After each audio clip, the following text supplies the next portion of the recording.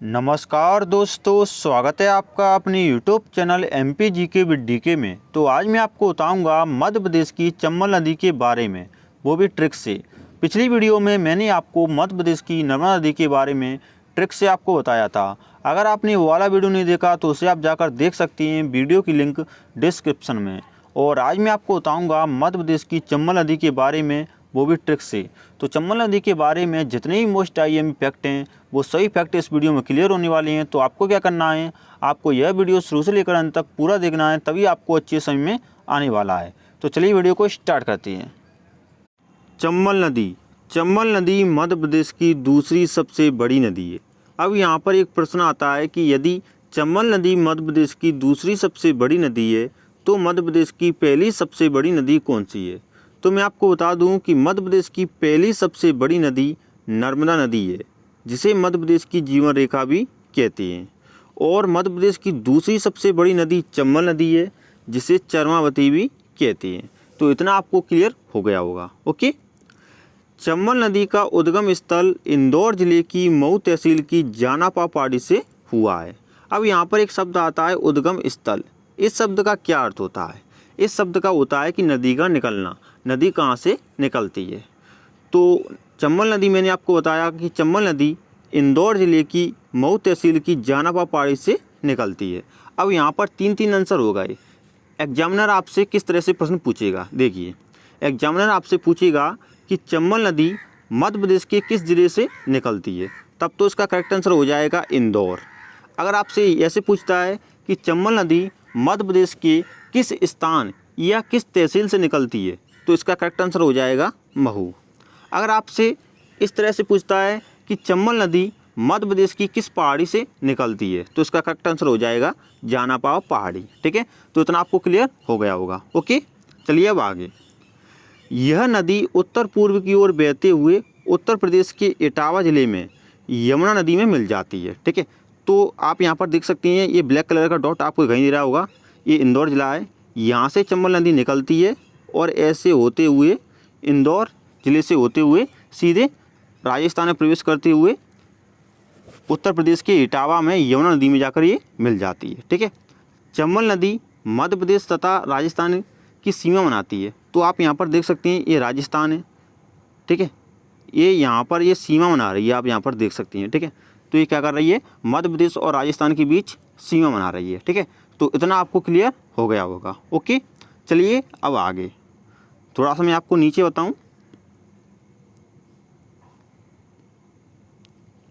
देखिए यहाँ पर चंबल नदी की कुल लंबाई 965 किलोमीटर है। ठीक है, इसकी कुल लंबाई कितनी है, 965 किलोमीटर। ठीक है, चंबल नदी भिंड मुरैना के क्षेत्रों में गड्ढों तथा बीहड़ों का निर्माण करती है। ओके, बीहड़ के कारण यह नदी डाकुओं की आश्रय स्थली है, क्योंकि यहाँ पर बीहड़ है, इस वजह से यहाँ पर क्या है, ये डाकुओं की आश्रय स्थली है। ठीक है, तो इस तरह की प्रश्न भी आपसे बन सकती हैं। ओके, चंबल नदी के द्वारा मुरैना जिले में मिट्टी का आवर्तन प्रमुख समस्या है। ये प्रश्न आपसे पूछा जा सकता है कि किस नदी के द्वारा मुरैना जिले में मिट्टी का आवर्तन प्रमुख समस्या है, तो ये चंबल नदी के द्वारा। ओके, तो इतना आपको क्लियर हो गया होगा। ओके, चंबल नदी की प्रमुख सहायक नदियाँ क्षिप्रा नदी, काली सिंध नदी, पार्वती नदी और कूनो नदी, ये चंबल नदी की प्रमुख सहायक नदियाँ हैं। ओके, तो इतना आपको अच्छे से क्लियर हो गया होगा। चलिए अब मैं आपको बताता हूँ ट्रिक के द्वारा। तो चंबल नदी 3 राज्यों में बहती है, मैंने अभी आपको बताया था, मध्य प्रदेश, राजस्थान और उत्तर प्रदेश। तो इनको याद कैसे रखना है आपको, तो इसकी मैं आपको बताता हूँ ट्रिक। ट्रिक है अपनी रामऊ। ट्रिक क्या है अपनी रामऊ। रा यानी कि राजस्थान, मा यानी कि मध्य प्रदेश, ऊ यानी कि उत्तर प्रदेश। ट्रिक क्या हो गई अपनी रामऊ। ओके, तो ये ट्रिक आपको कितनी अच्छी लगी आप मुझे कमेंट में बता देना। अगर ट्रिक अच्छी लगी हो तो प्लीज़ वीडियो को लाइक कर दें। ओके, चलिए अब मैं आपको बताता हूँ थोड़ा और चंबल नदी द्वारा निर्मित जलप्रपात। चलिए अब मैं आपको बताता हूँ चंबल नदी के द्वारा निर्मित जलप्रपातों के बारे में, वो भी ट्रिक से। तो चंबल नदी पर 3 जलप्रपात स्थित हैं। पहला है अपना चूलिया जलप्रपात, जो कि मंदसौर जिले के निकट राजस्थान के कोटा में स्थित है। दूसरा है पाताल पानी जलप्रपात, जो कि इंदौर के महू में स्थित है। और तीसरा है झाड़ीदाह जलप्रपात, ये भी इंदौर के महू में ही स्थित है। चलिए मैं आपको बताता हूँ इनकी ट्रिक, ताकि आप इनको सभी को बड़ी आसानी से याद रख पाएँ। तो ट्रिक क्या है अपनी? ट्रिक है छूल या पाताल की झाड़ी को। ट्रिक क्या है अपनी? छूल या पाताल की झाड़ी को। छूलिया यानी कि चूलिया जलप्रपात, पाताल यानी कि पाताल पानी जलप्रपात, झाड़ी यानी कि झाड़ीदाह जलप्रपात। तो ट्रिक क्या है अपनी? छूल या पाताल की झाड़ी को। ट्रिक अच्छी लगे तो प्लीज़ वीडियो को लाइक कर दें। चैनल पर पहली बार आए हैं तो प्लीज़ चैनल को सब्सक्राइब कर लें। थैंक यू दोस्तों। चलिए अब मैं आपको बताता हूँ थोड़ा सा नीचे, चंबल नदी पर निर्मित बांध। चलिए अब मैं आपको बताता हूँ चंबल नदी पर स्थित प्रमुख बांधों के बारे में, वो भी ट्रिक से। तो चंबल नदी पर प्रमुख रूप से 3 बांध स्थित हैं, गांधी सागर बांध, राणा प्रताप सागर बांध और जवाहर सागर बांध। गांधी सागर बांध जो है ये अपनी मध्य प्रदेश के मंदसौर जिले में स्थित है। राणा प्रताप सागर बांध और जवाहर सागर बांध ये दोनों बांध राजस्थान में स्थित हैं। चलिए अब मैं आपको बताता हूँ इनकी ट्रिक, ताकि आप इनको अच्छे से याद रख पाएँ। तो ट्रिक क्या है अपनी? ट्रिक है गरज। ट्रिक है अपनी गरज। गा यानी कि गांधी सागर बांध, रा यानी कि राणा प्रताप सागर बांध, जा यानी कि जवाहर सागर बांध। तो ट्रिक क्या है अपनी? गरज। अगर आपको यह ट्रिक अच्छी लगी हो तो प्लीज़ वीडियो को एक बार शेयर ज़रूर कर दें। ठीक है, इस वीडियो को आप एक बार शेयर ज़रूर कर दें। ओके, चलिए आगे, चंबल नदी के किनारे बसे हुए प्रमुख शहर। तो इसको भी मैं आपको बताऊंगा ट्रिक के द्वारा। तो चलिए थोड़ा सा इसको आप समझ लें। चंबल नदी के किनारे बसा है महू। स्वाभाविक बात है, चंबल नदी महू से निकलती है, तो महू चंबल नदी के किनारे तो बसा ही होगा। दूसरा है रतलाम, ठीक है, भिंड, मुरैना और श्योपुर। ठीक है, चलिए अब मैं आपको बताता हूँ इनकी ट्रिक, ताकि आप इनको अच्छे से याद रख पाएँ। तो ट्रिक क्या है अपनी? ट्रिक है मुहूर्त चंबल संभाग। ट्रिक है अपनी मुहूर्त चंबल संभाग। महू यानी कि महू, रत यानी कि रतलाम और चंबल संभाग। तो चंबल संभाग के अंतर्गत ये तीनों जिले आती है, भिंड, मुरैना, श्योपुर। ठीक है, चंबल नदी के किनारे बसे हुए हैं शहर मुहूर्त चंबल संभाग। ठीक है, महू यानी कि महू, रत यानी कि रतलाम और चंबल संभाग के अंतर्गत आती हैं ये तीनों जिले, भिंड, मुरैना और श्योपुर। अगर आपको यह ट्रिक अच्छी लगी हो तो प्लीज़ एक बार कमेंट में ज़रूर बताएं। ओके, चलिए अब मैं आपका ले लेता हूं टेस्ट, जिससे आपको यह पता चलेगा कि आपको यह वीडियो कितना अच्छा लगा। क्वेश्चन नंबर 1 है अपना, चंबल नदी का उद्गम स्थल कहाँ है? ए महू, बी भिंड, सी रतलाम या डी उज्जैन। तो इसका जो करेक्ट आंसर होगा वो होगा अपना ए महू।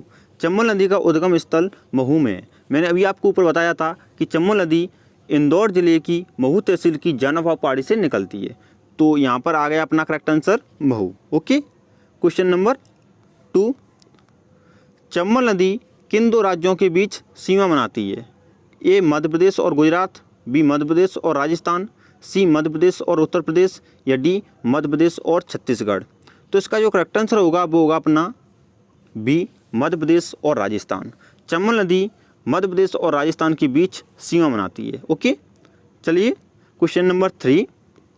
क्वेश्चन नंबर 3 है अपना, चंबल नदी के द्वारा किस जिले में मिट्टी का अपरदन प्रमुख समस्या है? ए भिंड, बी श्योपुर, सी मुरैना या डी इंदौर। तो इसका जो करेक्ट आंसर होगा वो होगा अपना सी मुरैना। चंबल नदी के द्वारा मुरैना जिले में मिट्टी का अपरदन प्रमुख समस्या है। ओके, चलिए क्वेश्चन नंबर 4, चंबल नदी द्वारा निर्मित जलप्रपात कौन सा है? ए दुग्धधारा जलप्रपात, बी धुआंधार जलप्रपात, सी मानधार जलप्रपात या डी चूलिया जलप्रपात। तो इसका जो करेक्ट आंसर होगा वो होगा अपना डी चूलिया जलप्रपात। चंबल नदी पर चूलिया जलप्रपात स्थित है। ठीक है, इसकी मैंने अभी आपको ऊपर ट्रिक बताई थी, छूल या पाताल की झाड़ी को। ओके, चलिए अगला क्वेश्चन देख लेते हैं। अगला क्वेश्चन है अपना, चंबल नदी पर निर्मित बांध कौन सा बांध है?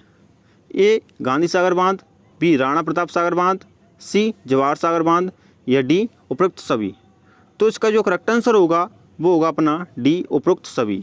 चंबल नदी पर गांधी सागर बांध भी स्थित है, राणा प्रताप सागर बांध भी स्थित है और जवाहर सागर बांध भी स्थित है। ये दोनों बांध राजस्थान में स्थित हैं, जबकि गांधी सागर बांध मध्य प्रदेश के मंदसौर जिले में स्थित है। ओके, तो thanks for watching this video. अगर आपको हमारा यह वीडियो पसंद आया हो तो प्लीज़ वीडियो को लाइक कर दें। चैनल पर पहली बार आए हैं तो प्लीज़ चैनल को सब्सक्राइब कर लें। ठीक है, अगर यह वीडियो आपको वाकई अच्छा लगा है तो एक बार कमेंट में अवश्य बताएं। ओके, धन्यवाद।